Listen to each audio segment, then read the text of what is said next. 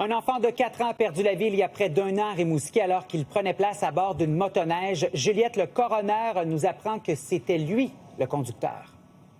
Oui, l'enfant de 4 ans, Simon, effectivement, c'est lui qui était aux commandes là, donc de cette motoneige lorsque le drame s'est produit le 12 avril dernier sur un terrain privé dans le secteur de Saint-Fabien, donc tout près de Rimouski. Ce qu'on apprend dans un premier temps dans le rapport du coroner, c'est qu'à un certain moment, l'enfant de 4 ans a appuyé sur l'accélérateur. Les deux autres occupants, soit un bébé de 2 ans et un adulte, ont été éjectés de la motoneige. Mais l'enfant de 4 ans, lui, Simon, ne s'est pas arrêté. Il a poursuivi sa route jusqu'à temps qu'il entre en collision avec un arbre. Évidemment, vous le comprendrez, il a été grièvement blessé. Là, il était même inconscient lorsque les premiers secours sont arrivés. Il n'a jamais repris conscience pendant son transfert vers un hôpital de Québec. Pour ce qui est des deux autres occupants dont je vous parlais, ils s'en sont bien sortis malgré tout, mais l'enfant, lui, qui malheureusement est décédé de ses blessures 6 jours après l'événement. On apprend également dans le rapport d'Arnaud Sanson que les 3 occupants, Simon, ne portaient pas leur casque protecteur.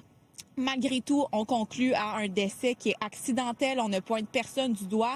Et ça parce que, et c'est ce que le coroner explique, Simon, c'est qu'il n'y a pas de loi au Québec là, qui interdit à un jeune enfant de conduire, entre autres, une motoneige si un adulte est présent, ce qui était le cas dans ce cas-ci.